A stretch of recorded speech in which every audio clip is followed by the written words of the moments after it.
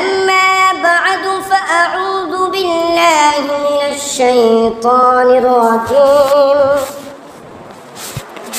بسم الله الرحمن الرحيم أم حسبت أن أصحاب الكهف والرقيم كانوا من آياتنا عجبا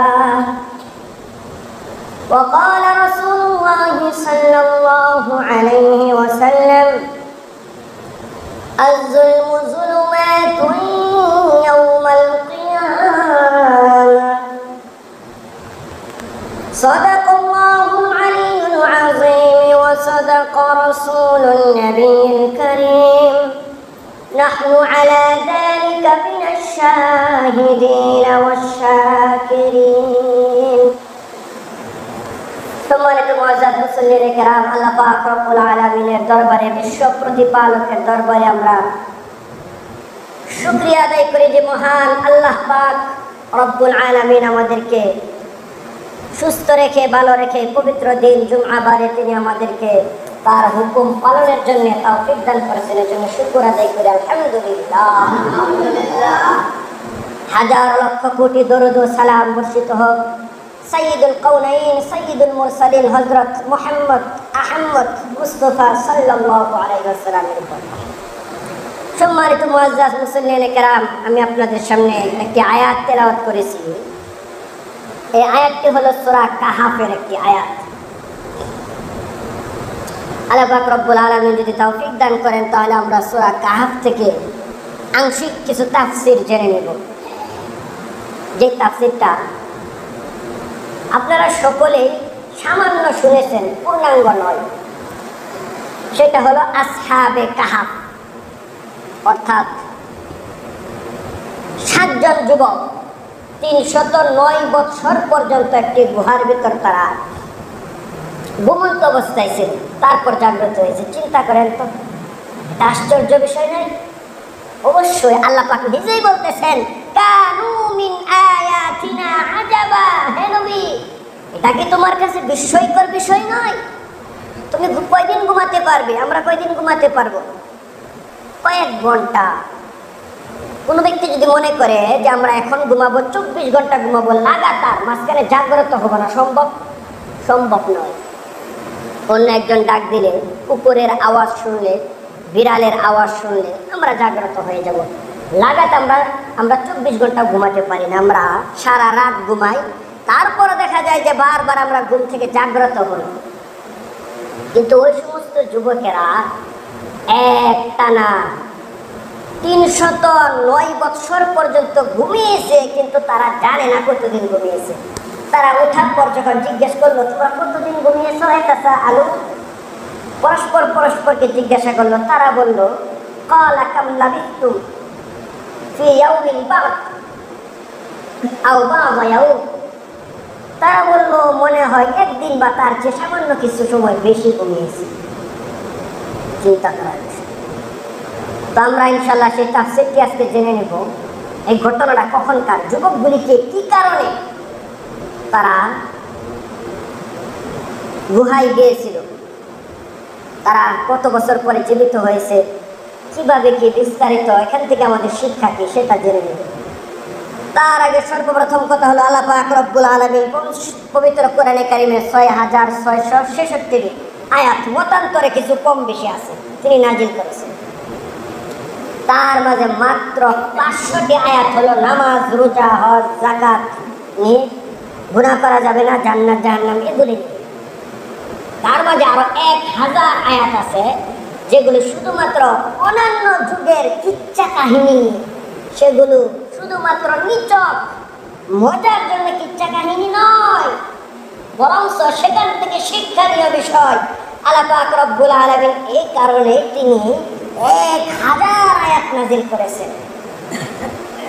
আল্লাহ হাবিব বিশ্বনবী রাহমাতুল লিল আলামিনকে জিজ্ঞাসা করা হয়েছে এর দ্বারা উপকার কি? নবীজি বললেন আল্লাহ পাক রব্বুল আলামিন তোমাদেরকে এই কথা বুঝাইতে চেয়েছে যে এরকম করা যাবে না। যেরকম ভাবে ভাবে তোমাদের পিতামাতা, তোমাদের অভিভাবক তোমাদেরকে বোঝায়, তোমাদেরকে উপমা দেয় যে তুমি কেন পড়ালেখা করো না, তোমার চাচাতো ভাই অমুক তমুক সে পড়ালেখা করে পুলিশ হয়েছে, আর্মি হয়েছে, র্যাব হয়েছে, সে সুপ্রতিষ্ঠিত হয়েছে, তুমি কেন পড়ো না? এই যে উদাহরণ দেয় না, আল্লাহ পাক রব্বুল আলামিন তদ্রূপভাবে উদাহরণ দিচ্ছেন। এই সূরার নাম হলো সূরা কাহাফ। এটা হলো 18 নম্বর সূরা। কাহাফ শব্দের অর্থ হলো কোনো গর্ত, পাহাড়ের এমন কোনো গর্ত যে গর্তের ভিতর মানুষ উঠতে পারে, বসতে পারে, শুইতে পারে, ঘুমাতে পারে, মানে স্বাভাবিকভাবে চলাফেরা করা যায়। একটু বড় গর্তকে বলা হয় কাহাফ। আর আসহাবে কাহাফ বলা হয় ওই গুহার অধিবাসীদেরকে, গুহার সঙ্গীদেরকে। অর্থাৎ আসহাব শব্দের অর্থ হলো অধিবাসী বা বন্ধু, আর আসহাবে কাহাফ শব্দের অর্থ হলো ওই গুহাতে যে সমস্ত যুবকেরা ছিল, আসহাবে কাহাফ বলার দ্বারা তাদেরকে বোঝানো হয়। আমি কিন্তু বলবো একটু পরপর আসহাবে কাহাফ, কিন্তু ওই যুবকদের কথা আর বলবো না, শুধু এটাই বলবো, তখন আপনাদের বুঝে নিতে হবে। আসহাবে কাহাফ বলতে আমি বোঝাচ্ছি যে সমস্ত যুবকেরা গুহার ভিতরে অবস্থান করেছিল তাদেরকে। এই সূরা নাজিলের প্রেক্ষাপট ছিল আল্লাহর হাবিব বিশ্বনবী রাহমাতুল্লিল আলামিন যখন তিনি নবুয়ত প্রাপ্ত হলেন এবং মানুষদেরকে দ্বীনের দিকে দাওয়াত দিতে লাগলেন, মক্কার কাফেররা তারা কেউ কেউ ইসলাম ধর্ম মানতে লাগলো, আবার কেউ কেউ মানতে লাগলো না। নবীজি সাল্লাল্লাহু আলাইহি সাল্লাম অনেক সত্যবাদী ছিলেন, আমরা সকলেই জানি। এবং যে সমস্ত মানুষ দিন মানে না তাদের ভিতরে একটা প্রশ্নবিদ্ধ হয়ে গেল। যেমন আবুল আহাব একদিন আবু জাহেলকে বলতেছে যে নেতা সাহেব, আপনি তো হলেন আবুল হিকাম, জ্ঞানীদের পিতা, তো আপনার কি মনে হয় এই যে মুহাম্মদ যে দ্বীনের দাওয়াত দেয়, আমিও বিরোধিতা করি, আপনিও বিরোধিতা করেন, আমরা নেতারা বিরোধিতা করি দ্বীনের ধর্মের, তবে এখন আমার প্রশ্ন হলো আপনার কি মনে হয় মুহাম্মদ কি সত্যি নবী না মিথ্যা নবীর দাবিদার? আবু জাহেল বললেন, আমার তো মনে হয় আমার ভাতিজা সত্যি নবী। তো আবুল আহাব বললো, তাহলে মানেন না কেন? বললো, মানবো না, অসম্ভব। কিভাবে মানি? ভাতিজার দিন, আমরা হলাম নেতা, যদি ভাতিজার দিন মানি তাহলে কালকে থেকে ভাতিজা যা বলবে তাই আমাদের শুনতে হবে, ভাতিজা হয়ে যাবে নেতা, আর আমরা হয়ে যাব আবু বকর আর উমরের মতন। অর্থাৎ নবী যেটা বলবে আমাদের সেটা করতে হবে, আমরা এটা চাই না, আমরা চাই আমরা যেটা বলবো নবী সেটা করবে, কিন্তু সে মানবে না। আবুল আহাব বলতেছে, আমারও মনে হয় মুহাম্মদ সত্য। আবু জাহেল বলতেছে, যাই হোক, সত্য মনে হলেও মনের ভিতরে একটু একটু সন্দেহ থেকে যায়, যার কারণে আমরা মক্কা থেকে মদিনায় বড় বড় ইহুদি ধর্মের পণ্ডিত আছে, যারা এই সমস্ত ইহুদি কিতাবের, খ্রিস্টান কিতাবের হাফেজ, খ্রিস্টান এবং ইহুদের দিক দিয়ে তারা মাওলানা, মুফতি, আল্লামা, সাইকুল হাদিস। আবু জাহেল কি করলো, তখন দুজন লোককে মক্কা থেকে মদিনায় পাঠালো, নজর বিন হারেস এবং সাথে আর একজনকে দিয়ে বলা হলো যে আপনারা দুজন গিয়ে মদিনার বড় বড় আলেমদেরকে জিজ্ঞাসা করেন, শেষ জামানায় মুহাম্মদ নামে আরবের ভিতর একজন লোক নবী বলে দাবি করতেছে, এই সম্বন্ধে তাদের কিতাবে কি কোনো কিছু আছে নাকি মিথ্যা বলে। এবং আবু জাহেল বলে দিল, তারা যদি জিজ্ঞাসাবাদ করার পর জানে না সত্যি, তাহলে আমরা বুঝে নেব যে সত্যি, তারপরেরটা পরে দেখা যাবে মানবো কি মানবো না। নজর বিন হারেস সাথে আর একজন লোক নিয়ে মদিনা মুনাওয়ারার ভিতর বড় বড় আলেম পণ্ডিতদেরকে জিজ্ঞাসা করলো ইহুদি ধর্মের, যে আপনাদের কিতাবে মুহাম্মদ নামে কোনো ব্যক্তির কথা আছে? মদিনার আলেমরা বলল, হ্যাঁ আছে, তবে এটাই কি সেই মুহাম্মদ নাকি সেটা আমরা জানি না, তবে তোমাদেরকে বলে দিচ্ছি, 3টা প্রশ্ন শিখিয়ে দিব, এই 3টা প্রশ্ন দিয়ে তোমরা তোমাদের মুহাম্মদকে করবে। সকলে বলেন সাল্লাল্লাহু আলাইহি ওয়াসাল্লাম। বলতেছে, মুহাম্মদ যদি 3টা প্রশ্নের উত্তর দিতে পারে তাহলে নিঃসন্দেহে সে নবী, আর যদি না পারে তাহলে সে নবী নয়। 1 নাম্বার প্রশ্ন জিজ্ঞাসা করবে, রূহ, আত্মা এটা কি? এমন প্রশ্ন, এমন 3টা প্রশ্ন কথা বললেন যেগুলো কেউ জানে না, শুধুমাত্র বড় বড় ইহুদি পণ্ডিতরাই জানে। তো তাদের কথা নবী মোহাম্মদ তো শুরু সরাইও চিনে না, আলিফ বাতাও চিনে না, নিরক্ষর, সে তো এগুলি জানার কথা না। 2 নম্বর প্রশ্ন, এমন একজন বাদশার সম্পর্কে নাম এবং তথ্য বলেন যে বাদশাহ দুনিয়ার মাশরিক থেকে মাগরিব পর্যন্ত অর্থাৎ পুরো পৃথিবী সফর করেছে। 3 নম্বর প্রশ্ন, আসহাবে কাহাফ, এমন 7 জন যুবকের নাম বলেন যে 7 জন যুবক তারা কখন, কিভাবে, কেন, কত বছর তারা গুহার ভিতর পালিয়েছিল। নজর বিন হারেস আসলো, আসার পর আবু জাহেলের কাছে সংবাদ দিলে আবু জাহেল সমস্ত মক্কার অনেক মানুষদেরকে নিয়ে মোহাম্মদের বাড়ির কাছে গেল। যাওয়ার পর দরজার ভিতর কড়া নাড়ল। নবীজি বের হয়ে আসলেন, নবীজি বসলেন, বললেন চাচা কি খবর, কেন আসলেন? আবু জাহেল বললেন ভাতিজা বাহিরে আসো, একটু কথা আছে। কি কথা? বললেন তোমার কাছে 3টা প্রশ্ন জানতে চাই আমি। নবীজি বললেন চাচা আপনি জানতে চান? আবু জাহেল বলল না না আমি জানতে চাই না, লোকজনের কি জানতে চান? তো লোকজনকে বোঝানোর জন্য আমি এখানে আসছি, আমার জানার কোনো ইচ্ছা নেই, লোকজন জানতে চান। নবীজি বললেন ঠিক আছে বলেন। বলা হলো প্রশ্ন 1 নম্বর, ওয়ায়াসআলুনাকা আনির রূহ, রূহ আত্মা কি? এটা হাত তো আমরা দেখি মাংস, রক্ত, নখ এরকম মানুষ ধরতে পারে, আত্মাটা এটা কি? এবং ওয়ায়াসআলুনাকা আন যিল করনাইন, এবং এমন একজন বাদশা সম্পর্কে আপনি বলেন যে বাদশা সারা পৃথিবী ভ্রমণ করেছে। এবং আপনি বলেন আম হাসিবতা আন্না আসহাবাল কাহাফ, আসহাবে কাহাফ কারা? নবীজি বললেন আমি তো নিজে থেকে কিছু জানি না, আল্লাহ পাক রব্বুল আলামিন আমার উপর ওহী নাযিল করে, সুতরাং আপনি চলে যান, আগামীকাল আপনারা আসবেন, আমি আপনাদের জবাব দিব। জিজ্ঞেস করলেন কিভাবে? নবীজি বললেন একটু পরে বা রাত্রে আমার কাছে জিবরাইল আসবে ওহী নিয়ে, আমি জিবরাইলের কাছে জিজ্ঞেস করব, জিবরাইল আল্লাহ পাক রব্বুল আলামিনের কাছ থেকে জেনে আমাকে জানিয়ে দিবেন। বললেন ঠিক আছে আগামীকাল আসবো। তারা চলে গেল, রাত্র হয়ে গেল, নবীজি সাল্লাল্লাহু আলাইহি সাল্লাম জিবরাইলের অপেক্ষায়। সকাল হয়ে গেল, জিবরাইল আসে নাই। পরদিন আবু জাহেল আবু লাহাব এসে পড়লো, কি গো ভাতিজা ঘটনা বলো। নবীজি বললেন জানি না, আর একদিন সময় চাই। আবু জাহেল বললো ব্যস্ত লেগে গেছে, কারণ সময় কেন চাও? বলতেছে জিবরাইল আসে নাই। আবু জাহেল বলে ও তোমার জিবরাইল আসে নাই, আচ্ছা আর একদিন সময় দিলাম। আর একদিন অপেক্ষা করলো, জিবরাইল আসে নাই। পরের দিন আবার আসলো আবু জাহেল, ভাতিজা বলো। নবী বলতেছেন জিবরাইল আসে নাই। আবু জাহেল হাসি দিয়ে বলে তোমার জিবরাইল মারা গেছে, আর আসবে না, জিবরাইল মারা গেছে। নবীজি বলেন আরেকটা দিন সময় দেন। বললেন ঠিক আছে দিব, একদিন না 2 দিন দিলাম। 2 দিন পর আবার আসলো। বললেন ভাতিজা কি খবর? বলল জিবরাইল আজকেও আসে নাই, আল্লাহও জানাই নাই। আবু জাহেল বলল আমার তো ডর হচ্ছে, আগে তো মনে করছিলাম জিবরাইল মারা গেছে, এখন চিন্তিত তোমার আল্লাহ কি মারা গেল নাকি। নাউজুবিল্লাহ। বলেন নাউজুবিল্লাহ মিন যালিক। নবীজি খুব লজ্জিত, জিবরাইল আসে না। বললেন আমাকে আর কয়েকদিন সময় দেন, আমি আপনাদেরকে জানিয়ে দিব। আবু জাহেল ঘোষণা করে দিল মুহাম্মদ মিথ্যাবাদী নবী, সে নবী নয়, একটা প্রশ্নের উত্তর দিতে পারে না। আজকে 5 দিন চলে গেল।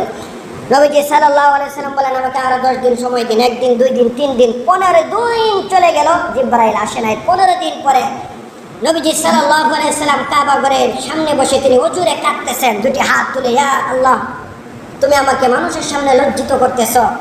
শুধু তাই নয়, মক্কার মানুষ এখন অনেকে কথা বিশ্বাস করে নিয়েছে তুমি বলতে কিচ্ছু নেই, জিবরাইল কেন আসে না? জিবরাইল আসলো। এমন সময় নবীজি দেখে জিবরাইল আসতেছে, সাথে 70,000 ফেরেশতা নিয়ে আসছে। পবিত্র কোরআনে কারীমের অনন্য সূরা নাযিল হয়েছে, শুধুমাত্র একজন ফেরেশতা আসছে জিবরাইল, আর সূরা কাহাফের সময় 70,000 ফেরেশতারা সাথে আসছে। জিবরাইল সালাম দিল, নবীজি বললেন ওয়া আলাইকুমুস সালাম। সর্বপ্রথম প্রশ্ন হলো তুমি কেন আসো নাই?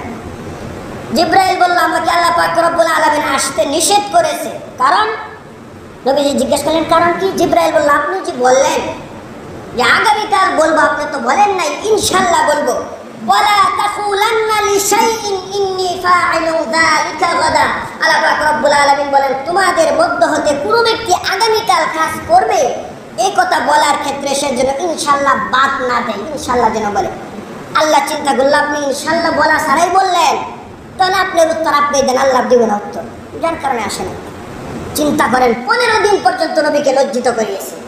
15 দিন পরে নবীকে সর্বপ্রথম নাজিল করল আয়াত ওয়ালা তাকুলান্না লিশাইইন ইন্নী ফাইলু যালিকা গাদা। সাবে কাহাব পরে আগে আপনি ইনশাআল্লাহ বলবেন আজকে থেকে। এবং মুসলমানদেরকে শিক্ষা দিলেন। আমরা ইনশাল্লাহ এবং আলহামদুলিল্লাহ অনেকে বলি না। একটা কথা মনে হয়ে গেল, এক লোক বাজারে যাচ্ছে গরু নিয়ে, মসজিদের পাশ দিয়ে। ইমাম সাহেব জিজ্ঞেস করলো, ভাই কোথায় যান? না, গরু কেনার জন্য যাচ্ছে। বলতেছে গরু কিনতে যাই, গরু কিনবো। তো ইমাম সাহেব বললেন, বলেন ইনশাল্লাহ গরু কিনবো। না, ইনশাল্লাহ বলার কি দরকার, পকেটে টাকা আছে, বাজারে যাবো, গরু কিনবো, ইনশাল্লাহ বলার কোনো প্রয়োজনই হয় না এখানে। তো ওই লোক বাজারে গেল, যাওয়ার পর টাকা হারিয়ে গেছে। সন্ধ্যাবেলায় যখন আবার আসে, আবার ইমাম সাহেবের সাথে দেখা। হুজুর বলতেছে, ভাই গরু কিনছেন? বলে না, ইনশাল্লাহ ভাই আমি গেছিলাম বাজারে, ইনশাল্লাহ টাকা পকেটে রাখছিলাম, ইনশাল্লাহ টাকা হারিয়ে ফেলেছি, ইনশাল্লাহ এখন গরু ছাড়াই চলে আসছি, ইনশাল্লাহ এখন বাড়িতে চলে যাবো, ইনশাল্লাহ আগামীকাল কিনবো। আগে একবারও বলে না, এখন তো এবার বললো। চিন্তা করেন বিষয়টা, এখন তো বলার প্রয়োজন নেই, বলার প্রয়োজন ছিল আগে। তো নবীজি বললেন, আমি ইনশাল্লাহ বলবো। আল্লাহ পাক রব্বুল আলামিন আয়াত নাযিল করে দিলেন। আল্লাহ তাআলা বলতেছেন, নাহনু নাকুসসু আলাইকা নাবাহুম বিল হক ইন্নাহুম ফিতয়াতুন আমানু বিরাব্বিহিম ওয়া জিদনাহুম হুদা। আল্লাহ পাক রব্বুল আলামিন বলতেছেন, হে নবী মুহাম্মদ, নাহনু নাকুসসু আলাইকা নাবাহুম বিল হক, আসহাবে কাহফ সম্পর্কে সবিস্তারিত সত্য ঘটনা আমি তোমার কাছে বর্ণনা করছি, তুমি শোনো। ইন্নাহুম ফিতয়াতুন আমানু বিরাব্বিহিম ওয়া জিদনাহুম হুদা। তারা ছিল অল্প কয়েকজন যুবক যারা আল্লাহ পাক রব্বুল আলামিনের উপর বিশ্বাস স্থাপন করেছিল এবং আমি তাদের ঈমানকে বৃদ্ধি করে দিয়েছিলাম। ওয়ালাবিথু ফি কাহফিহিম সালাসামিআতিন সিনিনা ওয়াজদাদু তিসআ। এবং তারা 309 বছর পর্যন্ত ঘুমন্ত ছিল। আম হাসিবতা আন্না আসহাবাল কাহফ ওয়ার রাকিম কানু মিন আয়াতিনা আজাবা। হে নবী মুহাম্মদ, এই যতটুকু বললাম, আপনার কি মনে হয় না আসহাবে কাহফের নিদর্শন আমার মুজিজা, আমার শক্তির মাঝে একটি বিস্ময়কর অবাক করা কাণ্ড? হ্যাঁ, বর্তমান বিজ্ঞানীরা বলেন পৃথিবীর সবচেয়ে আশ্চর্যজনক কথার মাঝে, ঘটনার মাঝে আসহাবে কাহফের ঘটনাটি একটি আশ্চর্যজনক না, শুধু মহা আশ্চর্যজনক। কিভাবে তারা 309 বছর পর্যন্ত ঘুমিয়ে আবার স্বাভাবিক জীবনে ফিরেছিল, চিন্তা করার বিষয়। আল্লাহ পাক রব্বুল আলামিন বলতেছেন, ওয়াতলু আলাইকা ওয়াতলু মা উহিয়া ইলাইকা মিন কিতাবি রাব্বিক। আমি আপনার কাছে বললাম, আপনি মানুষদেরকে বলে দিন। যারা আপনার কাছে আসহাবে কাহফ সম্পর্কে জানতে চেয়েছিল বলে দিন। নবীজি বলতে শুরু করলেন, কি বর্তমান জামানায় সারা পৃথিবীর যেমন পরিচালনা করে আমেরিকা, তখন সারা পৃথিবী পরিচালনা করত রোম। কারা? রোমানরা। রোম দেশ পরিচালনা করত এবং তাদের দেশটা বেশ কয়েকটা ভাগে বিভক্ত ছিল। যেমন এখন আমরা দেখি উত্তর কোরিয়া, দক্ষিণ কোরিয়া, দুইটাই কিন্তু কোরিয়া, একটা উত্তর কোরিয়া আর একটা দক্ষিণ কোরিয়া। তখন রোমের ভিতর তিনটা ছিল, একটা ছিল পশ্চিম রোম, আর একটা ছিল পূর্ব রোম, আর একটা ছিল উত্তর রোম। আর যে দেশের ভিতরে এই ঘটনাটা ঘটেছে সেটা হলো পূর্ব রোম। সেটা বর্তমান আমরা যদি পৃথিবীর মানচিত্রের দিকে তাকাই তাহলে দেখতে পারবো তুরস্কের সীমানা লগ্ন থেকে শুরু করে একদম জর্ডান হয়ে ফিলিস্তিন, সিরিয়ার আগ পর্যন্ত মধ্যবর্তী যে জায়গাটা, পুরাটাই তখন পূর্ব রোম নামে দেশ নামে পরিচিত ছিল। এই জায়গাতে ঘটনাটা ঘটেছে কোন শহরে? বর্তমানে জর্ডানের আম্মান। জর্ডানের আম্মান হলো জর্ডানের রাজধানী, ঢাকা যেরকম বাংলাদেশের রাজধানী, জর্ডানের রাজধানীর নাম হলো আম্মান। এই আম্মান শহরে আগে তাদের রাজধানী ছিল, তখন ওটার নাম ছিল ফিলাডেলফিয়া। এখন হলো আম্মান, নাম পরিবর্তন করে আগে ছিল ফিলাডেলফিয়া। এই ঘটনাটা ছিল 130 খ্রিস্টাব্দে, 130 সালের পরে, বর্তমান হলো 2025 সাল।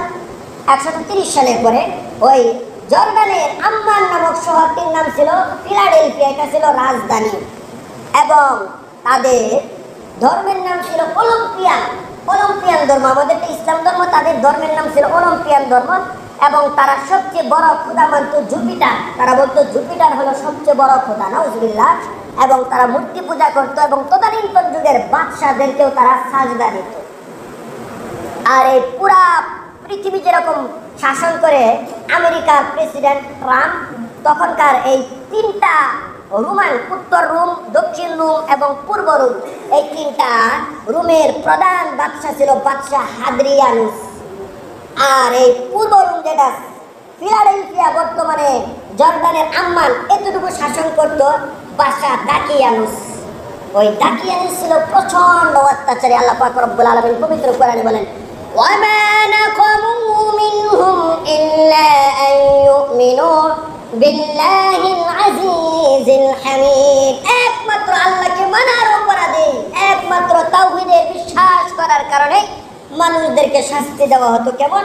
আল্লাহ পাক রব্বুল আলামিন বলেন, ইযহুম আলাইহা কুউদ, বড় করে গর্ত করত, গর্তের পাশে ওই দেশের শাসকরা বসে থাকতো, আর গর্তের ভিতর তারা কড়াই দিয়ে তেল ঢেলে তারা আন্নারি যাতিল ওয়াকুদ, দাউ দাউ করে যখন আগুন প্রজ্বলিত হতো ওই কড়াইয়ের ভিতর, তেলের ভিতর মুসলমানদেরকে ছাড়া হতো। আল্লাহ পাক রব্বুল আলামিন বলেন, কুতিলা আসহাবুল উখদুদ, ধ্বংস ওই সমস্ত গর্তকারীরা, ওই সমস্ত গর্তকারীরা ধ্বংস। আল্লাহ পাক রব্বুল আলামিন বলতেছেন তখন এভাবে শাস্তি দেওয়া হতো। শুধু তাই নয়, এবং মানুষদেরকে আগুনে পোড়ানো হতো, মানুষদেরকে শুলিতে চড়িয়ে 3 দিন 7 দিন অপরাধ বুঝে। সবচেয়ে রাষ্ট্রদ্রোহী নিকৃষ্টতম শাস্তি ছিল যে সমস্ত মানুষ ঈসাকে নবী বলে মানবে তাদেরকে শুলিতে চড়িয়ে 7 দিন পর্যন্ত এভাবে গাছের ভিতরে ঝুলিয়ে রাখা হতো, আর এখানে পাখিরা খাবার খাইতো তাদের শরীর থেকে। আল্লাহ পাক রব্বুল আলামিন বলতেছেন, ওয়ালাম্মা রাআল মুমিনুনা আল আহজাব ক্বালু হাযা মা ওয়া'আদানা আল্লাহু ওয়া রাসূলুহু ওয়া সাদাকাল্লাহু ওয়া রাসূলুহু। আল্লাহ পাক রব্বুল আলামিন বলেন, যে সমস্ত মানুষ প্রকৃতপক্ষে মুমিন তারা যখন এই শাস্তির সম্মুখীন হইতো তারা বলতো আমাদের আল্লাহ সত্য বলেছেন, ওয়া সাদাকাল্লাহু ওয়া রাসূলুহু ওয়া মা যাদাহুম ইল্লা ঈমানা ওয়া তাসলিমা। আল্লাহ বলেন, আমি তাদের ঈমানকে আরো বৃদ্ধি করে দিয়েছি। শুধু তাই নয়, যে সমস্ত মানুষ মৃত্যুবরণ করত, ইন্নাল্লাহা আশতারা মিনাল মুমিনিনা আনফুসাহুম ওয়া আমওয়ালাহুম বিআন্না লাহুমুল জান্নাহ, আমি আল্লাহ পাক রব্বুল আলামিন তাদেরকে জান্নাত দিয়ে দিতাম।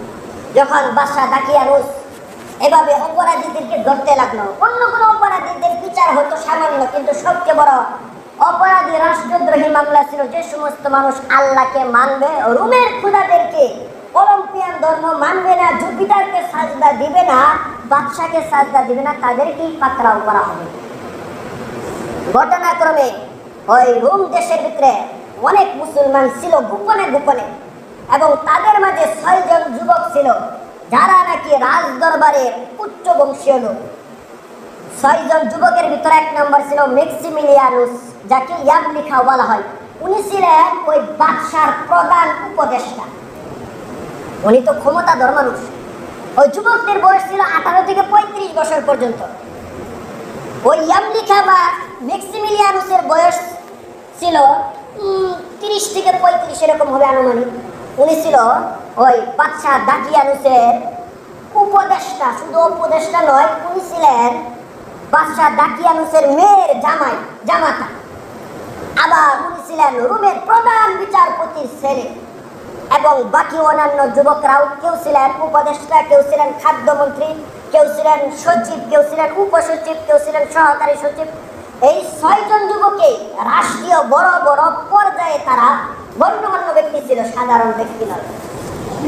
তারা একদিন গাছের নিচে বসে রইল। বসে থাকার পর একে অপরকে বলতেছে, হা উলাই কওমুন আত্তাখাযু মিন দুনিহি আলিহা লাউলা ইয়াতুনা আলাইহিম বিসুলতানিন বাইয়িন। আমাদের দেশের বর্তমান সমস্ত মানুষেরা তারা আল্লাহকে বাদ দিয়ে তারা এমন খোদার পূজায় তারা লিপ্ত হয়েছে, লাউলা ইয়াতুনা আলাইহিম বিসুলতানিন বাইয়িন, যাদের সুস্পষ্ট কোনো প্রমাণ তারা দেখাতে পারবে না। সুতরাং আমরা আল্লাহ ছাড়া অন্য কাউকে মানবো না, এটা প্রকাশ করা যাবে না, যেহেতু আমরা রাষ্ট্রের বড় বড় দায়িত্বে নিয়োজিত আছি, আমরা বিষয়টা গোপন রাখবো। তারা বললো, হ্যাঁ ঠিক আছে, তাই করা হবে। কিছুদিন পর বাদশা দাকিয়ানুস ঘোষণা করে দিল তার রাজ্যের ভিতর, আমাদের দেশের, শুধু আমাদের দেশের নয়, সারা পৃথিবীর সর্বশ্রেষ্ঠ এবং প্রধান বাদশা যিনি বাদশা হাদ্রিয়ানুস, তিনি আমাদের এই পূর্ব রোমের ফিলাডেলফিয়াতে তিনি আগমন করবেন।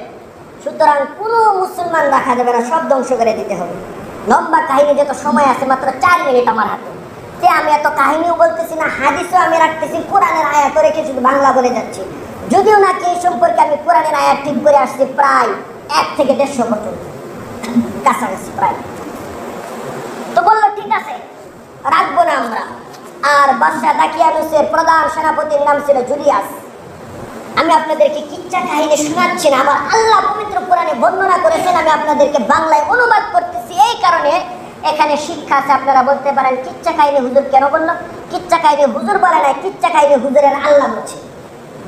এই আল্লাহর কাছ থেকে আমরা বাংলা অনুবাদ করে আপনাদেরকে শোনাচ্ছি। নবীজি বলছেন নামাজ, রোজা, হজ সম্পর্কে 500 আয়াত, এবং এই সমস্ত কিচ্ছা কাহিনী সম্পর্কে আল্লাহ 1000 আয়াত নাযিল করলেন মানুষদেরকে শিক্ষা দেওয়ার জন্য, বোঝার জন্য। মানুষ যেরকম ভাবে উপমা দেয় যে ওই এলাকায় একজন চোর ছিল, সে চুরি করতো, তারপরে তাকে জবাই করা হয়েছে, তুমি চুরি করো নাই, যে তার উপমা দিয়ে চোরকে বুঝাইলো আল্লাহ পাক রব্বুল আলামিন। এরকম ভাবে মানুষদেরকে বোঝাচ্ছে। নির্ধারিত দিনে বাদশাহ হাদরিয়ানুস চলে আসলো। বাদশাহ দাকিয়ানুস ঘোষণা করলো এখন সারা পৃথিবীর খোদা, নাউজুবিল্লাহি মিন যালিক, বাদশাহ হাদরিয়ানুসের পায়ের ভিতরে সাজদা করতে হবে।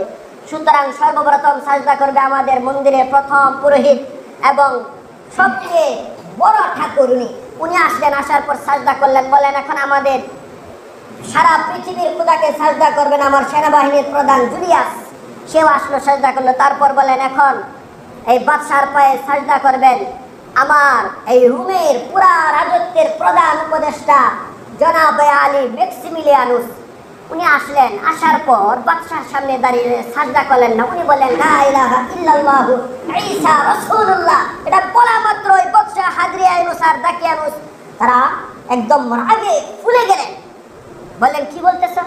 আল্লাহ পাক রব্বুল আলামিন বলতেছেন ওয়ারাবাতনা আলা কুলুবিহিম, ওই সমস্ত যুবকদের অন্তরে আমি এমন সাহস দিলাম, তারা চিৎকার করে বলতে লাগলো হা উলাই কওমুন আত্তাখাযু মিন দুনিহি আলিহা লাউলা ইয়াতুনা আলাইহিম বিসুলতানিন বাইয়িন। আমরা এমন আল্লাহরে মানি না যে আল্লাহকে তোমরা এই যে আমাদের সামনে বসিয়ে রেখেছো, সে আমাদের আল্লাহ নয়।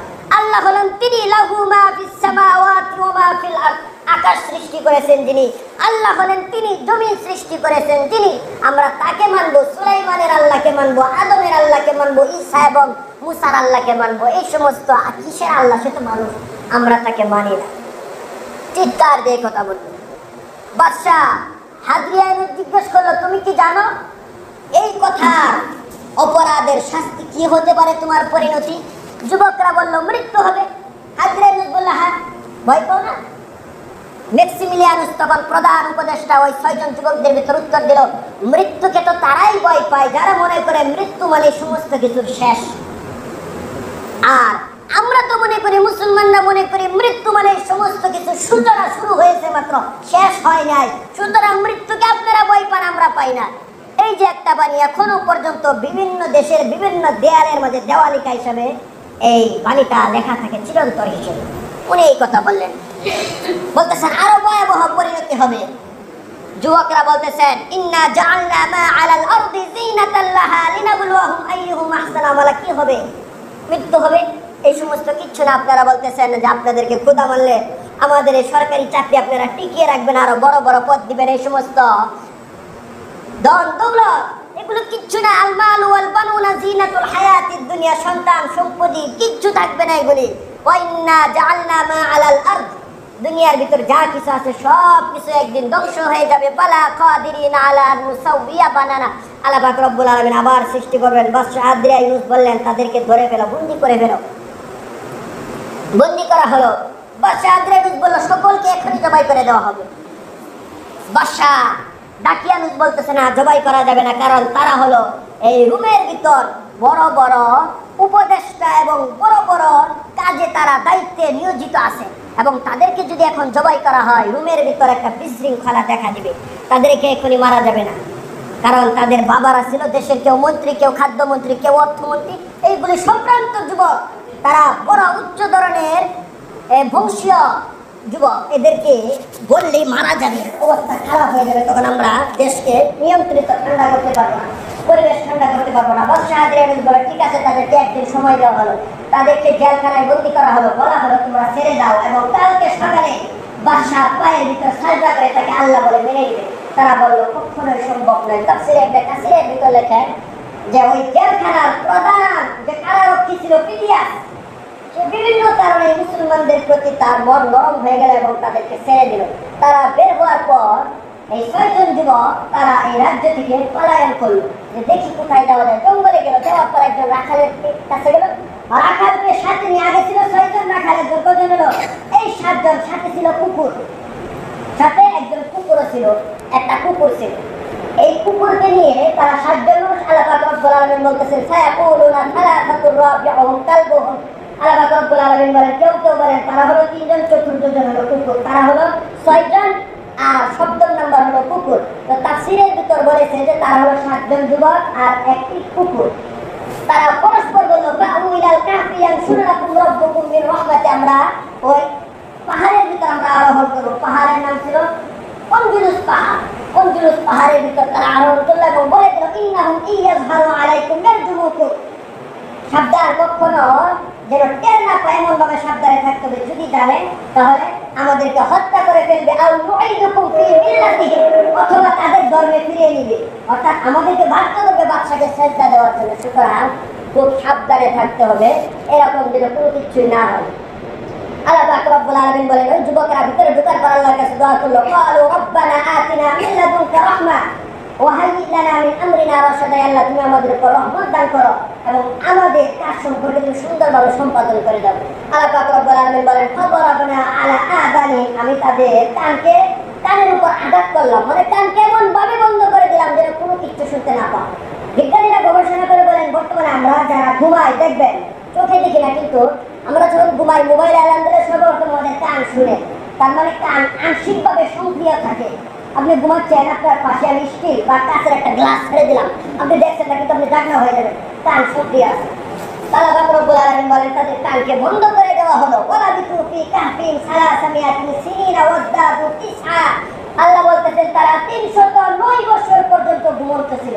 আর এমন অবস্থায় বাদশা হাদরিয়ানুস এবং তাকিয়ানুস তার সৈন্যবর্ণ নিয়ে তারা সারা দেশে খোঁজাখুঁজি করতে লাগলো, অবশেষে পাইল। তারা পাহাড়ের গুহায় উঠলো, খোঁজার পর ভিতরে ঢুকলো তাদেরকে ধরার জন্য। আল্লাহ বলেন লাউইত্তালাতা আলাইহিম লাওয়াল্লাইতা মিনহুম ফিরার। হে নবী, তুমি যদি দেখতে তাদের অবস্থাটা কি ছিল, বিশাল কাহিনী ছিল। কি ছিল?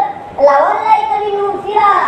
ওই বাদশা প্রথমে তার সেনাবাহিনী 3 জন ভিতরে ঢুকেছে, ঢুকার পর তাদেরকে দেখে ভয়ে বাহিরে চলে আসছে। তারা আর কোনো কিছু বলতে পারে না। তারা 10 মিনিট পর যখন একটু স্বাভাবিক করে বললো যে আমরা ভিতরে দেখি ভয় পাইছে, আমরা যাবো না, প্রধান সেনাবাহিনী জুড়ে আসতে পাঠালো। সে আসার পর একই অবস্থা। বাদশা গেল, বাদশা বের হওয়ার পর সে মৃত্যু বেরাম হয়ে গেল। তার 3 দিন পরে তার জবান খুলছে, পরে বলে আমি ভয়ঙ্কর জিনিস দেখলাম। কি দেখলাম? আল্লাহ পাক রব্বুল আলামিন বলতেছেন ওয়া তাহসাবুহুম আইকাযা ওয়া হুম রুকুদ ওয়া নুকাল্লিবুহুম যাতাল ইয়ামিন ওয়া যাতাশ শিমাল। তাদেরকে দেখে মনে হয় তারা জাগ্রত, কিন্তু তারা ঘুমন্ত। তাদের চোখের ভিতরে এমন আগুন বের হয়েছে, কি দেখে ভয় পেয়েছে বিস্তারিত বলা নাই, শুধুমাত্র বলেছে এমন ভয়ঙ্কর জিনিস যারা ঢুকেছে তারাই ভয় পেয়েছে। প্রথম ঢুকা মাত্র আল্লাহ বলতেছেন ওয়া কালবুহুম বাসিতুম যিরাআইহি বিল ওয়াসিত। তাদের এই কুকুরকে প্রথমে নিতে চাইছিল না, কুকুরকে বারবার আঘাত করছিল। কুকুর একটা পর্যায়ে বলল ইয়া আইয়ুহাশ শাবাব ইন্নী লাকুম নাসিহুন আমিন। আমি তোমাদের ক্ষতি করব না, আমি তোমাদের কেয়ারটেকার, আমি তোমাদের সতর্ককারী হিসাবে থাকবো। তাফসীরে কিতাবের ভিতরে পাওয়া যায় কুকুর জান্নাতে যাবে। তো তারা সর্বপ্রথম যখন ঢুকার পর দেখেন কালবুহুম বাসিতুম যিরাআইহি বিল ওয়াসিত। কুকুরটা দুটি পা সামনে সম্প্রসারিত করে চোখ দিয়ে তাকিয়ে আছে। কুকুরকে দেখলেই ভয় লাগতো, এমন ভয় যেমন তেমন ভয় না। বাদশা পর্যন্ত মিল্কি বেরাম হয়ে গেল, বুঝলেন আপনি? এমন জবান বন্ধ হয়ে যাচ্ছে। অবশেষে বাচ্চা বলল তাদেরকে এখানে প্রলেপ দিয়ে দাও, সিমেন্ট দিয়ে, যেন আর না বের হতে পারে, হমেশা শয়তান, প্রলেপ দিয়ে দাও। প্রলেপ দেওয়া হলো। আর এদিকে বাদশা মারা গেল একে একে করে। 309 বছর পর্যন্ত অতিবাহিত হয়ে গেল। আল্লাহ পাক রব্বুল আলামিন বলতেছেন সুম্মা বা'আথনাহুম লিনা'লাম আইয়ুল হিজবাইন আহসা লিমা লাবিসু আমাদা। আমি তাদেরকে 309 বছর পর জীবিত করলাম। জীবিত করার পর দেখলাম তারা কি বলে। وكذلك بعثناهم ليتساءلوا بينهم قال قائل منهم كم لبثتم। একে অপরকে জিজ্ঞাসা করলাম আমরা কতদিন ঘুমিয়েছিলাম। তারা ঘুমিয়েছিল সকালে, তারা ঘুম থেকে উঠেছে বিকালে। তারা পরস্পরকে বলতেছে একদিন ঘুমিয়েছে, আরেকজন বলে না 2 দিন, আরেকজন বলে হাত পায়ের মুখ দেখা যাচ্ছে বড়, মনে হয় আরো বেশি ঘুমিয়েছে। তারা বলে আচ্ছা এই ব্যাপারে আমাদের আর ঝগড়াঝাটি করে লাভ নেই, আমরা জানি না, তো বাদ দে। বাবাসু আহাদাকুম বিওয়ালিকুম ইলা হাদিহি মাদিনা। এত কথা রেখে একজন যাও সিভিলিয়ানসকে বলো তুমি যাও 10 দিরহাম নিয়ে তুমি রুটি কিনে নিয়ে আসো। তবে লাউলাতিফান্না, তুমি সতর্ক থাকবে যেন ওইখানে যাওয়ার পর বাদশা তাকিয়ানুস যেন তোমাকে না করে দেয়। ম্যাক্সিমিলিয়ানুস প্রধান উপদেষ্টা গেল, যাওয়ার পর সে দেখে যে পুরা শহরের অবস্থা ভিন্ন, কিরকম দেখা যাচ্ছে। বর্তমান বর্তমানে কাপাসিয়া যেরকম আছে 50 বছর আগে কিরকম ছিল না, এখন যেরকম আছে 100 বছর পরে এমন থাকবে না, 309 বছর পরে যাওয়ার পর দেখে ছয় ঘন্টা পালা। সে ভাবতেছে একজন গেছে, এটা হয়তো আমি ভুল দেখতেছি, ঘুম থেকে উঠছি তো হয়তো মাথা নষ্ট হয়ে গেছে, মানে যাই হোক এটা আমার দেখার বিষয় না, আমার সাবধানতা অবলম্বন করে রুটি নিয়ে যায় সবাই ক্ষুধার্ত। সে যখন রুটি নিয়ে সে দিনার দিরহাম দোকানদারের হাতে দিল, দোকানদার বলল এটা কি, বললো এটা টাকা, বললো এটা তো এখনকার টাকা না, নিশ্চয়ই তুমি গুপ্তধন পেয়েছো, কোথায় পেয়েছো তুমি তাড়াতাড়ি দাও। তারা আশ্চর্য হয়ে গেল। এই যে আপনারা এখানে যারা আছেন 1 পয়সা 2 পয়সা 10 পয়সা দেখছেন, বর্তমান যেমন পোলাপান কি 10 পয়সা 1 পয়সা দেখছে, চাইরা না দেখছে না। 309 বছর পরে আগের কালের মুদ্রা তারা দেখেন আশ্চর্য, সবাই করে ফেললো, অনেক লোক জমা হয়ে গেল, নিশ্চয় তুমি গোপন কোনো গুপ্তধন স্বর্ণ মুদ্রা পেয়েছ, আমাদেরকে ভাগ দাও, হয়তো জড়িয়ে দিল। বললো না আমি কিচ্ছু পাই না। অবশেষে তাকে ধরে রাজার কাছে নিয়ে গেল। যখন নিয়ে যাচ্ছে বাদশার কাছে, সে বারবার বলে আমাকে নিও না, বাদশাহ দাকিয়ানুস আমাকে মেরে ফেলবে, আমাকে তার ধর্মে আউকে মিল্লাতিহিম, তার ধর্মে আমাকে দীক্ষিত করে দিবে, আমাকে নিও না, আমাকে ছেড়ে দাও যদি কোনো ভুল করে থাকে। বললো বাদশাহ দাকিয়ানুস আবার কি? সে বললো বাদশাহ দাকিয়ানুস আবার কি? বাদশাহ দাকিয়ানুসে বললো তুমি কে? বললো আমি বাদশাহ দাকিয়ানুসের জামাতা এবং প্রধান উপদেষ্টা এবং প্রধান বিচারপতির ছেলে, আমার নাম হলো ম্যাক্সিমিলিয়ান, তোমার আমরা চিনি না। যখন তাদেরকে নেওয়া হলো, বারবার অত্যাচার করা হচ্ছে যে কোথায় গুপ্তধন পেয়েছে। সে বললো আমরা গুপ্তধন পাই নাই, আমাদের কাহিনী ছিল এই এই এই। বাদশা তখন তাদের কাগজপত্র এবং নথিপত্র ক্যালেন্ডার বিভিন্ন আসবাবপত্র বের করে দেখলো এই ঘটনাটা তারা যখন পালিয়েছিল, ফেরার আসামি ছিল বাদশা দাকিয়ানুসের ঘটনা আজ থেকে 309 বছর পূর্বে ছিল। তা বললো তোমরা কয়জন? বললো আমরা 7 জন। বাদশা তার এই যে সমস্ত নথিপত্র মামলার ফাইল জমা রাখে ওই জায়গা থেকে একজন মন্ত্রীকে দিয়ে ফাইল আনালো, বললো তোমাদের 7 জনের নাম বলো। বারবার নাম বলা হলো, দেখা গেল না, সব মিলে গেছে সত্যি। যখন প্রমাণ মিলল সবাই আশ্চর্য হয়ে গেল এবং বললো তোমাদের বাকি 6 জনের কাছে যেতে চাই। ম্যাক্সিমিলিয়ানুস প্রধান উপদেষ্টা বলল আপনাদের যেতে হবে না, যদি আপনারা যান তারা ধরাবে, ধরে পালিয়ে যাবে, মনে করবে আমাদেরকে ধরার জন্য আসতেছে। কিন্তু এই কাহিনী সেটা তো তারা জানে না, আগে আমি দেখ পরে আপনারা আসবেন। উনি যখন গেল এই ঘটনা তুলে ধরল এবং সারা দেশের মানুষ একত্রিত হয়ে তাদেরকে দেখলো, দেখার জন্য তাদেরকে নিয়ে আসবে, তাদেরকে সম্পাদনা দেবে। কিন্তু বিষয়টা ছিল অন্যরকম, এই মানুষগুলি বেশিক্ষণ আর বাঁচে নাই, পরে আর বাঁচে নাই। আল্লাহ পাক রব্বুল আলামিন বলতেছেন ওই মানুষগুলি এই ঘটনা শোনার পর তারা আশ্চর্য হয়ে গেল, কিভাবে আমরা, তারা নয় তদানীন্তন যুগের পুরা দেশ সারা পৃথিবীর মানুষ তারা আশ্চর্য হয়েছে। ওয়ালাবিতু ফি কাহফিহিম সালাসামিয়াতিন সিনিনা ওয়াজদাদু তিসআ, এই যুবকগুলি 309 বছর ঘুমালো, আবার কিভাবে উঠলো, এমন ভাবে তারা সকলে আশ্চর্য হয়েছে। আল্লাহ পাক রব্বুল আলামিন বলেন ওই মানুষগুলি তখন সাজদায় লুটিয়ে পড়লো, লুটানোর পর আর উঠতেছে না। কি করবে? ঘেরের মাঝে একজন দাঁড়িয়েছিল গুহা, দেখতেছে কুকুরটা পড়ে গেছে। কোনো তাফসীরে বলা হয়েছে কুকুর আগে মরে গেছে, কোনো তাফসীরে বলা হয়েছে তখন মারা গেছে। তখন কুকুরকে ধরলো, দেখলো মারা গেছে, তাদেরকে ডাক দিল কুকুর তো মারা গেছে, উঠে উঠে ডাক্তার দিল, সবাই মারা গেছে। অর্থাৎ এই মানুষগুলি 309 বছর পর জীবিত হওয়ার পর মাত্র কিছুক্ষণ সময় থাকার পর আবার মারা গেছে। আল্লাহ পাক রব্বুল আলামিন বলতেছেন ওয়াকালাল্লাযীনা ওয়ারাবু লামাসজিদান্নাহুম আলাইহিম মাসজিদা, আল্লাহ পাক রব্বুল আলামিন বলতেছেন তাদের স্মৃতিচারণে ওই দিন সেখানে একটা মসজিদ নির্মাণ করা হয়েছে। বর্তমানে আসহাবের কাহাফের গুহাটা এখনো বর্তমানে জর্ডানের আম্মান শহরে, যেটা পূর্বে ফিলাডেলফিয়া ছিল, বর্তমানে এই আম্মান শহরে এখনো আছে, সুন্দরভাবে সংরক্ষণ করেছে। এখনো পৃথিবীর মানুষ ওই গুহাতে যায়, জর্ডানের আম্মান শহরে রকিন নামক সেক্টরের ভিতর এখনো তাদের কবরগুলি কাঠ দিয়ে বাদশাহ সালাউদ্দিন আইয়ুবী তিনি সুন্দর করে সংরক্ষণ করে রেখেছেন।